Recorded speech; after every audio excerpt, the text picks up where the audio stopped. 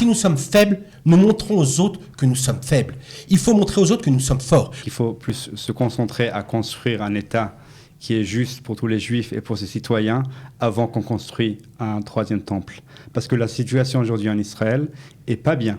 Pour les citoyens, juifs, non-juifs, nos voisins palestiniens, etc., la situation est pas bien. Si le peuple n'est pas uni autour de cette idée, et je veux dire même uni politiquement autour de cette idée, alors l'idée du Mikdash a aucun sens. Donc c'est pas le moment. Merci de nous rejoindre comme chaque semaine pour le débat de la semaine. Et aujourd'hui, nous allons parler de Tisha B'Av. La signification aujourd'hui de Tisha B'Av. Avons-nous, en tant que peuple, réussi à corriger peut-être certaines fautes qui ont causé la destruction du premier et du second temple? Et peut-être le temps est venu pour construire le troisième temple. Ce sont des questions et beaucoup d'autres que nous allons poser aujourd'hui à nos invités pour le débat de la semaine. Autour de cette table, nous sommes très heureux d'accueillir Rav Menachem Nabet. Rav, bonjour. Bonjour. Nous sommes aussi avec Chaim Berkovitch. Bonjour. Et Jonathan Chefetz. Jonathan, bonjour. Bonjour. Qui représente à cette table le courant libéral du judaïsme, puisque vous êtes actif dans plusieurs associations humanitaires, et vous êtes aussi président d'une communauté libérale à Jérusalem, la communauté Kol HaNeshama. Exactement. Rav Menachem Nabet représente le courant Haredi. On va dire que vous êtes enseignant dans plusieurs institutions. J'enseigne de la Torah, un peu de philosophie. Je représente pas le courant Haredi, je suis Haredi, mais je représente personne. D'accord, alors on va voir justement, on va en parler dans un instant, et puis nous sommes aussi avec Chaim Berkovitz, coordinateur au sein de l'association Israel Forever, et puis surtout, on va dire quoi, amoureux du mont du Temple.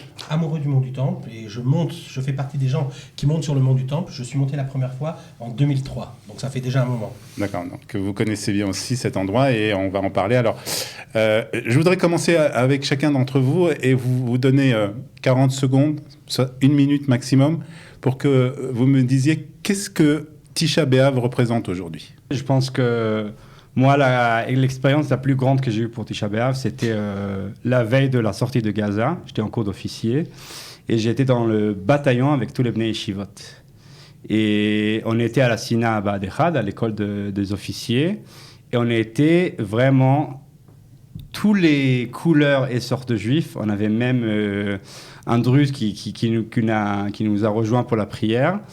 Et on a tous prié ensemble pour Tisha B'Av avant de sortir à cette mission de la sortie de Gaza. Et pour moi, jusqu'à aujourd'hui, c'est un moment que je pense définit pour moi qu'est-ce qui est l'unité juive. Que n'importe quoi, on s'est trouvés tous ensemble dans la Sina à prier chacun de sa manière à lui, mais prier ensemble en tant que juifs dans notre État. Chaim.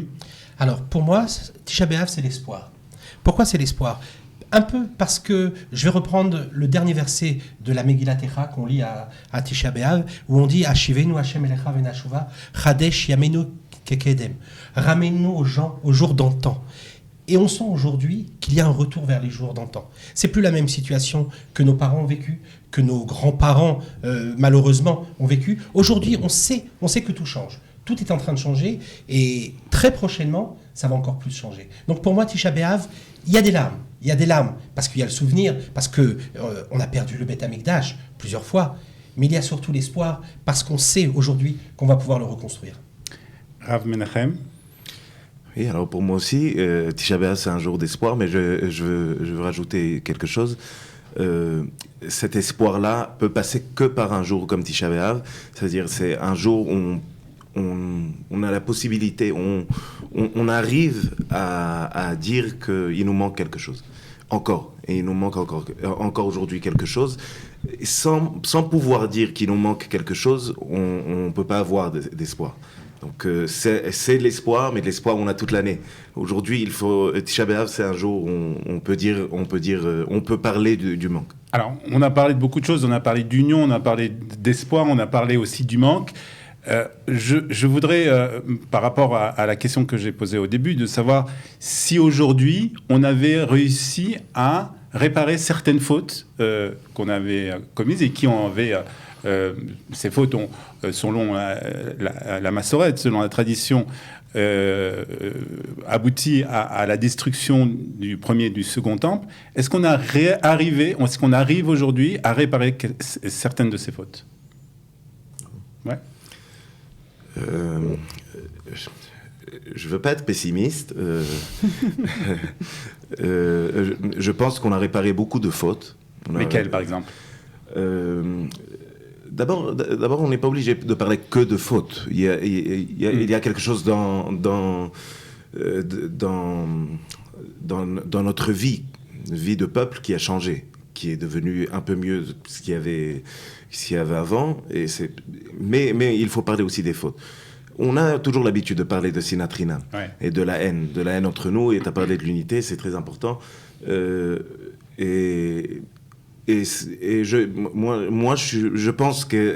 pense qu'on a beaucoup de chemin encore à faire sur ce sujet-là. Mais ce que je voulais préciser plus que ça, c'est que la Sinatrina, mais là, quand on lit dans Chazal et quand on lit l'histoire, on comprend qu'elle a un aspect beaucoup plus important. C'est l'aspect politique. À l'époque du Khurban. Et c'est l'aspect politique. L'aspect politique, c'est l'aspect de l'irresponsabilité politique et le fanatisme religieux et politique. Je reviens sur ma question, c'était à l'époque ou aujourd'hui? À l'époque et aujourd'hui. À l'époque et aujourd'hui. Oui. De ce côté-là, ça n'a pas changé? Je ne dis pas que ça n'a pas changé, tout change, mais on a encore un grand chemin à faire. Et quand Rabbi Yochanan, par exemple, il essaye de commenter les histoires du Khurban. Il commence avec un passage qui dit Ashrei Adam mefached tamid umakshe libo yipol bera. C'est ça l'histoire du Khurban. Mefached tamid, ça veut dire il faut être un peu, je ne sais pas comment dire mefached, mais un peu calme. Et makshe libo, c'est le fanatisme. C'est des histoires de fanatisme qui ont amené à la haine et à la destruction du Mikdash. Et qui continuent aujourd'hui. Plus ou moins. On a un chemin à faire. Jonathan?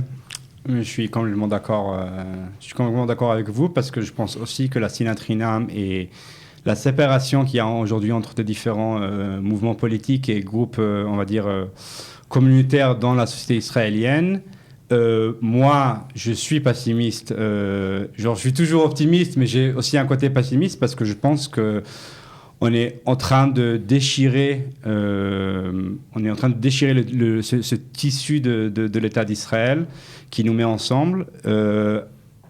Et je ne pense pas que c'est grâce à des gens comme nous, les citoyens. Je pense que c'est vraiment un fanatisme politique. Je pense que notre leader au gouvernement et au Knesset font tout pour séparer le peuple pour leurs raisons politiques et pour gagner encore plus de pouvoir dans les élections. Je ne pense pas que c'est une coïncidence qu'on est 6e ou 5e élection maintenant en Israël. Je pense qu'il y a un vrai chèvre aujourd'hui dans la société israélienne. Et je pense vraiment que moi, des forums comme ça me donnent plus d'espoir, parce qu'on est vraiment de différents courants, différentes communautés dans la société israélienne, mais à la fin, on a un lien, qu'on est fait tous partie du peuple juif. Et c'est qu'en parlant, et c'est qu'à des forums comme ça qu'on peut essayer de réparer ce chèvre. Alors, on va revenir à ce sujet, mais je vois que Chaim n'est pas très, très d'accord.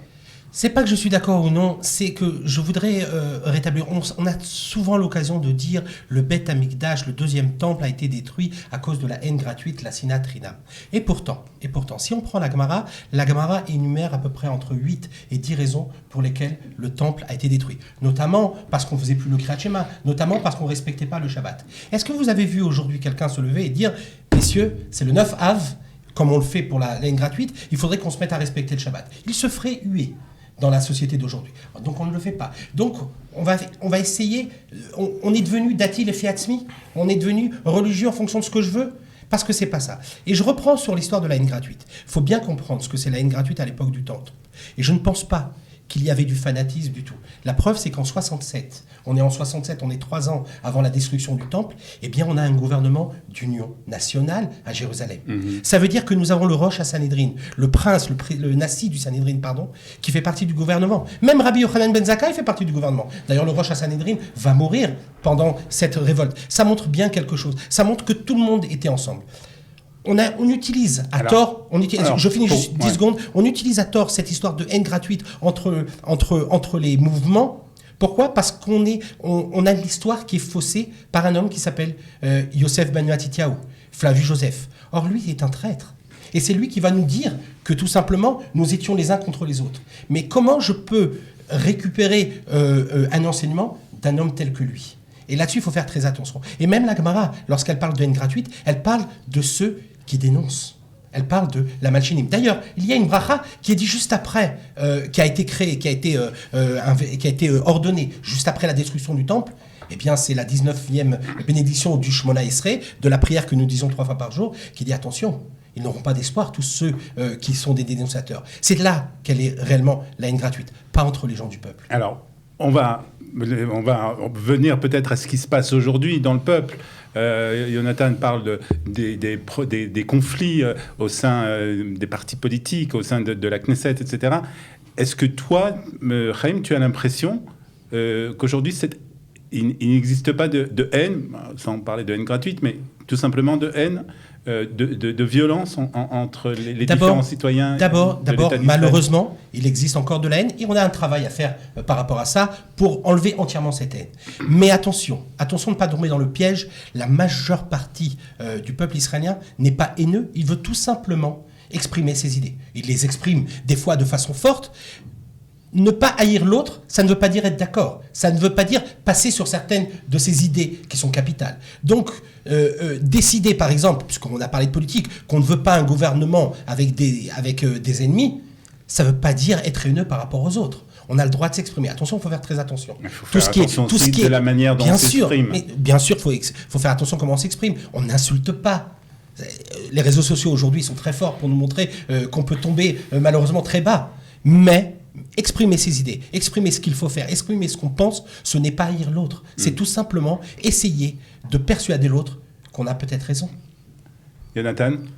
Je suis pas complètement d'accord, parce que je pense que c'est même pas une question de gauche ou de droite. Je pense qu'il y a des politiciens qui utilisent la haine pour avoir plus d'électorat dans les élections. On peut le voir dans le parti de Meretz avec Yair Golan, qui dit des choses qui sont à la limite antisémite contre les colonistes. Tu peux voir ça. Il n'y a pas de colonistes. N'utilisez pas ce terme. Alors moi je pense que c'est coloniste. On peut débattre là-dessus. Mais quelqu'un qui revient sur sa terre, on peut pas employer le terme de coloniste. Aucun problème. Alors une fois que le gouvernement et le Premier ministre Netanyahou aussi va retourner maintenant après 15 ans au pouvoir, va annexer la Cisjordanie et mettre la loi israélienne, ça va pas être des colonistes. Ça va pas être des colonistes. Pourtant maintenant par la loi internationale c'est des colonistes, mais c'est pas le débat. Le débat est que tu as des membres de parlement et tu as des leaders qui utilisent des langues qui sont pas des langues que des juifs doivent utiliser, et ça vient de tous les partis. Quand un Chaver Knesset Haredi dit à un Chaver Knesset de la Tzionut Datit, t'es réformi ou t'es borderline, t'es à la limite chrétien parce que t'essayes de faire certaines choses politiques avec la cachoute ou avec le guillot, ça c'est un truc qui ne doit pas être. On doit résoudre notre problème en parlant et pas dans la manière politique. Et pas dans la manière que ça se fait maintenant, qui cause que de la haine et que de séparation sur des choses qu'on peut régler entre les citoyens et entre les gens qui croient ou ne croient pas à ces choses-là. Rav Menachem, c'est un problème de sémantique, c'est un problème de forme surtout ? Non, moi je pense l'inverse. Je pense qu'il y a des idées de haine. C'est-à-dire, c'est pas que des questions de rhétorique, ou c'est même pas que des questions de manière de parler entre des gens de politique. Il y a des idées politiques qui entraînent la haine. Et je veux dire quelque chose en plus. Quand j'ai commencé à dire qu'on parle, nous tous on a l'habitude de parler de haine, de sinatrinam en fait, c'était un peu avec ironie. puisque, comme tu as dit, quand on lit Chazal, par exemple, la haine, c'est une des raisons, et c'est devenu la raison qu'on dit de partout. Mais moi, j'ai l'impression de plus en plus que quand on parle de haine, beaucoup de fois, c'est un peu pour camoufler les vraies questions politiques qui sont devant nous. Et c'est pour ça que quand j'ai rappelé Rabbi Yochanan, quand il parle du Khurban, Rabbi Yochanan, il parle il rappelle Rabbi Yochanan ben Zakkai, et il parle de la manière la manière de faire de la politique. Anvetanutot shel Zecharia ben Avkulas irriva et bet mikdashenu. Anvetanutot, ça veut dire c'est un genre de faire attention à toutes petites choses, un genre de fanatisme. Et c'est ça ce qui a amené le Khurban. Donc quand on parle de haine, on parle d'une idée. Il y a des idées qui entraînent, et je ne veux pas dire la haine, il y a des idées qui entraînent le balagan, qui entraînent, qui entraînent la radicalisation de la société, qui entraînent des mouvements qui sont très très dangereux pour le peuple, et pour l'État. Ce que Chaim dit, c'est justement, c'est le fait, on peut avoir des idées qui sont des idées différentes, mais les exprimer, et c'est pas pour autant qu'on a de la haine. On peut avoir des idées différentes, il faut avoir des idées différentes, mais moi, je pense qu'il faut débattre un débat d'idées. Ça veut dire, je pense qu'il y a des idées qui sont dangereuses. C'est pas, et c'est ça ce qu'il faut dire. C'est-à-dire, on peut parler de haine. On peut parler de haine, dire bon, toutes les idées sont, tout va bien, il faut juste bien parler. Alors, je suis pour bien parler, mais il faut parler des idées aussi, et je pense qu'il y a des idées dangereuses qu'il faut combattre. Alors, je suis complètement d'accord avec toi, vraiment. Alors, on va parler peut-être entre guillemets d'idées dangereuses. On va parler du mont du Temple et de monter sur le mont du Temple justement. Et là, je m'adresse plus particulièrement à Chaim, mais bien entendu, on fera participer les autres après. Aujourd'hui, il n'y a pas vraiment de consensus autour du mont du Temple. Bien sûr, de monter sur le mont du Temple. Certains veulent, peut-être que tu vas nous dire ton idée sur ça, déjà construire le troisième temple, que le temps est arrivé de construire le troisième temple.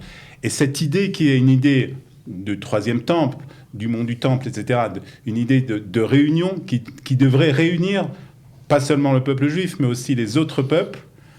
On voit que dans la réalité, c'est en fait une vraie poudrière, aussi bien au niveau sécuritaire qu'au niveau international, que dans les différents courants religieux, il n'y a pas véritablement de consensus.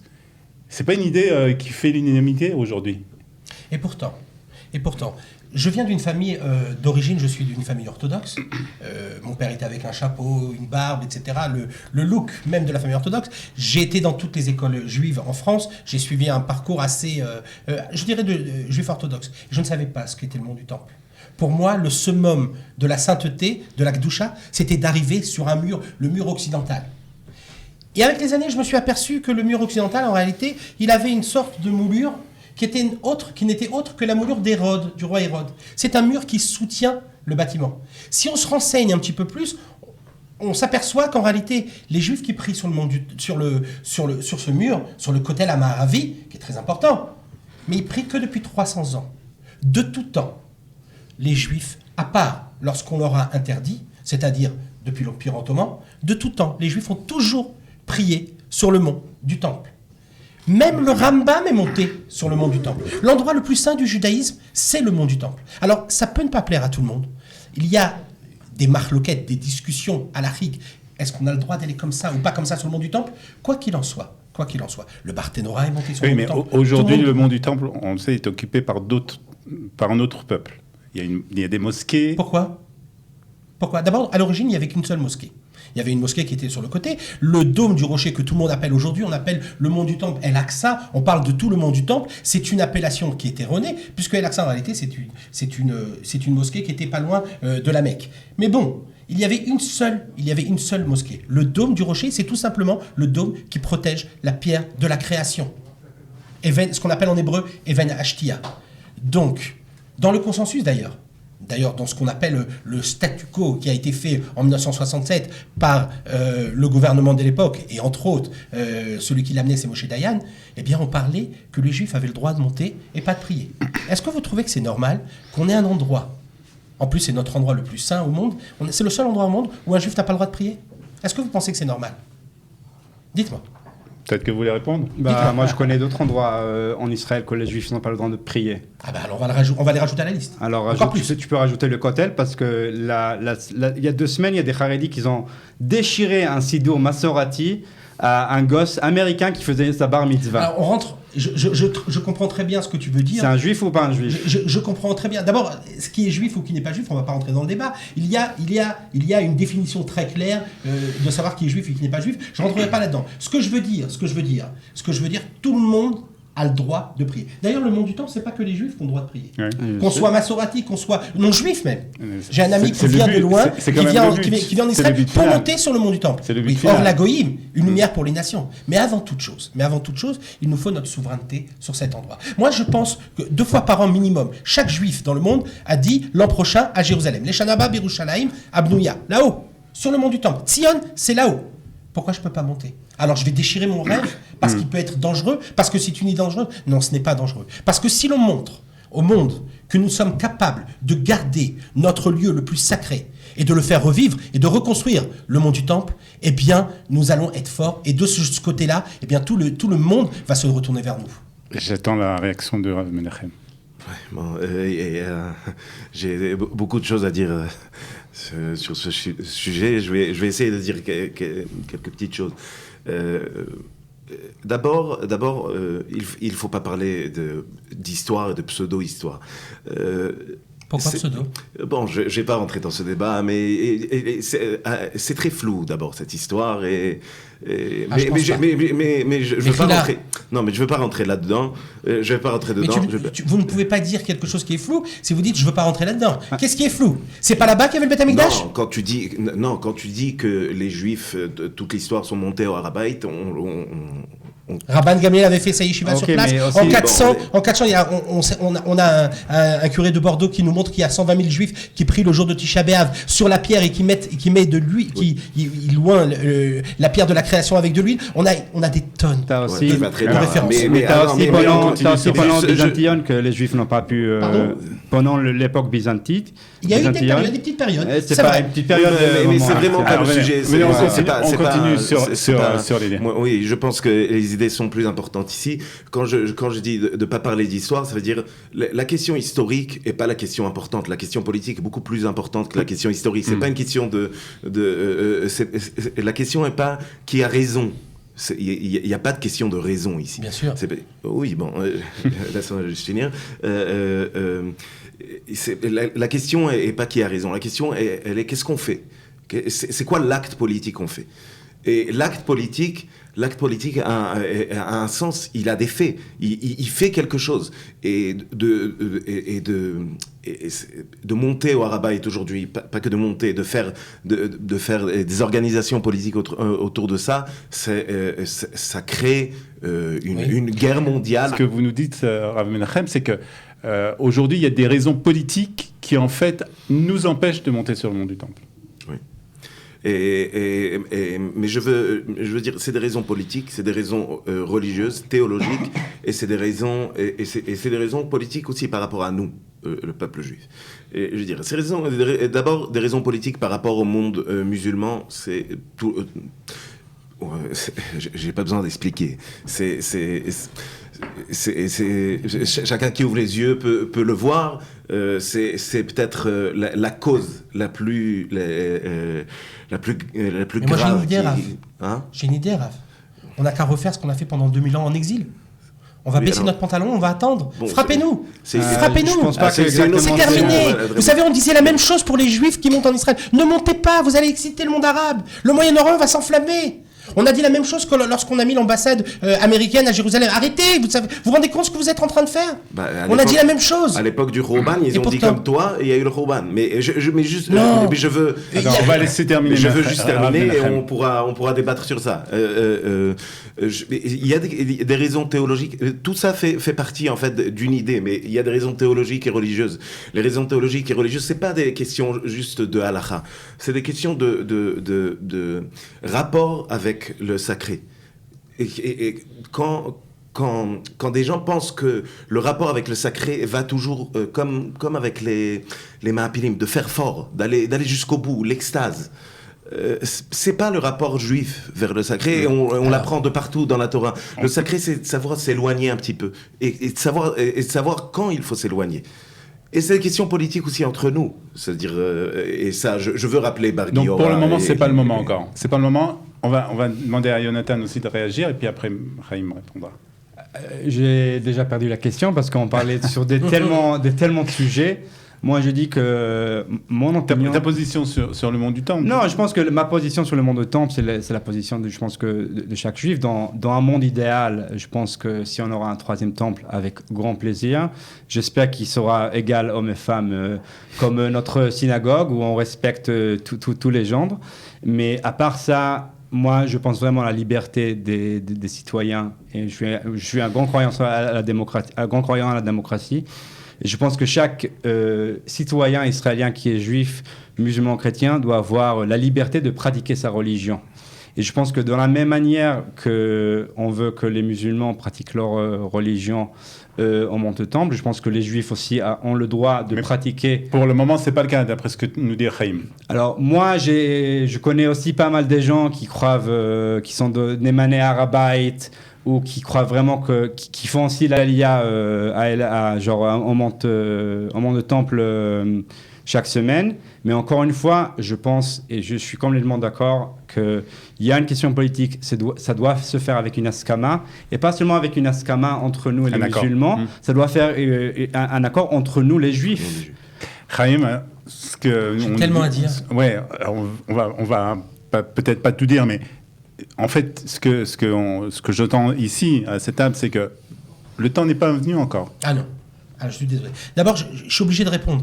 On ne s'éloigne pas du sacré. Chez nous, Maalim Bakodesh. On monte vers le sacré. Et on Maalim Bakodesh. Attendez, je continue. Le mot Kodesh, ça veut dire interdit aux autres. D'ailleurs, quand on se marie, Areat Mekudeshati, tu m'es sanctifié. Donc, ça veut dire qu'on sanctifie. C'est à nous et pas aux autres. Ça, c'est quelque chose qu'il faut bien comprendre. Le Harabait, le mont du temple, on n'a pas peur d'y monter. On n'a pas peur de devoir respecter ce qui nous appartient. Je vous donne un dernier exemple. Et je finirai peut-être là-dessus, ça répondra à tout. Si vous habitiez dans un pays où on empêche de faire la Brit Mila, est-ce que vous le feriez en secret ? 99% des juifs répondront « Bien sûr, je ferai la Brit Mila en secret ». Chayav Karet, c'est passible d'une peine capitale en réalité dans le judaïsme. Et si je vous dis... ce pourcentage de Brit Mila en Israël. Ouais. Et si je vous dis... Mais c'est pas le sujet. Et si je vous dis que la même chose pour le Korban Pessah, pour le sacrifice de Pessah, celui qui ne fait pas tout pour faire le sacrifice de Pessah, il est Chayav Karet. Est-ce que vous avez tout fait pour faire le Korban Pessah ? On n'a pas besoin du Beth Amikdash, par exemple. Il faut monter sur le Harabait.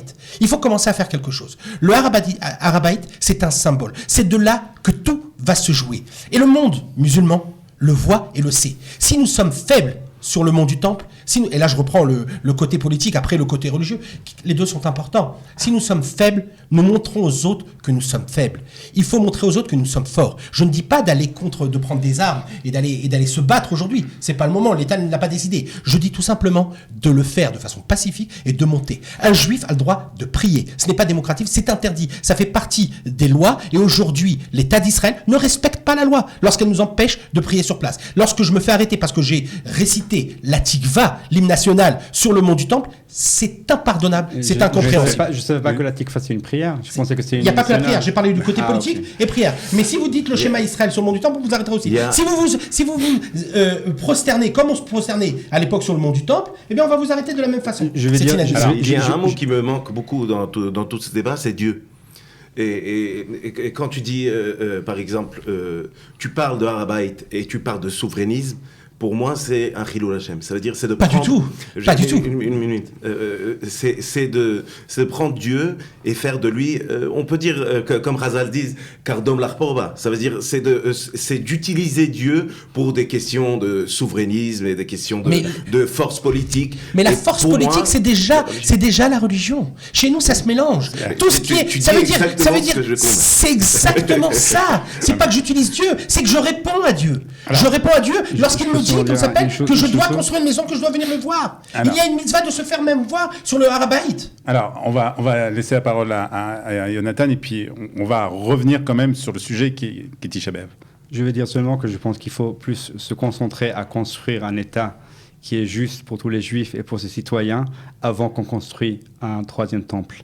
Parce que la situation aujourd'hui en Israël est pas bien.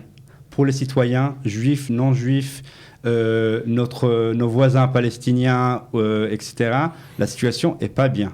Avant qu'on mette toute notre force et âme à construire un troisième temple, je pense qu'il y a une autre maison qu'il faut construire avant et que c'est la maison du peuple juif. Et peut-être ce qui fera en sorte que tout sera bien, c'est le fait d'avoir construit le Beth Amikdash.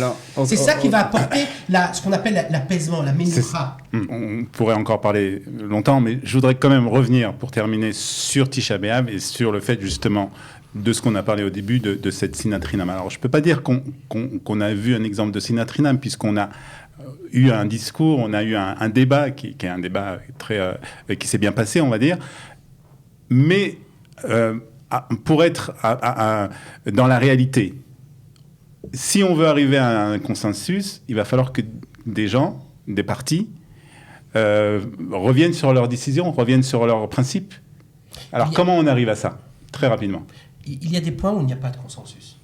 La terre d'Israël, le Harabaït, ça fait partie des points où il n'y a pas de consensus. On ne donne pas une parcelle de la terre d'Israël, on ne donne pas une parcelle du mont du Temple. Point. Donc sur ça, il n'y a pas de discussion. Il n'y a pas de discussion. Alors ça veut il y a dire une discussion avec. Alors on doit aller aussi en Iran parce que c'est Eretz Israël Hashlema. J'ai pas dit qu'on doit aller en Iran, mais peut-être que ça viendra.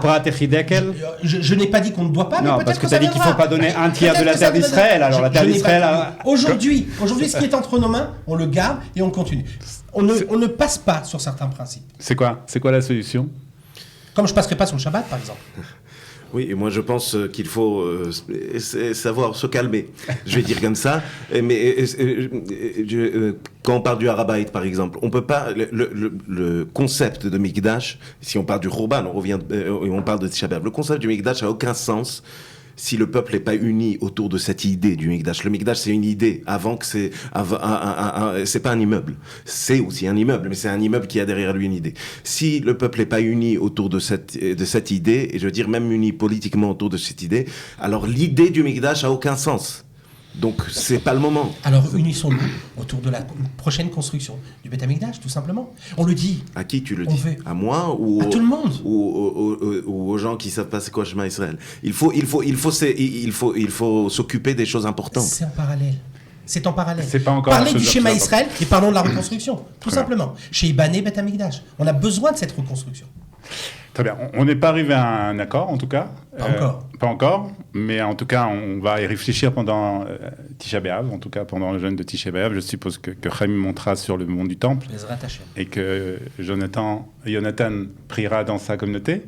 Et je vous invite à venir. Et aussi le Rav Nous aussi, on a un événement avec les réfugiés d'Ukraine, juifs qui sont arrivés. Alors, on a un grand événement avec eux. Si on parle sur Khurban Habayit, des gens qui ont perdu aussi leur bayt maintenant avec la guerre Russie-Ukraine. Très bien. En tout cas, merci d'avoir participé à ce débat. Merci. Merci à toi. Merci beaucoup.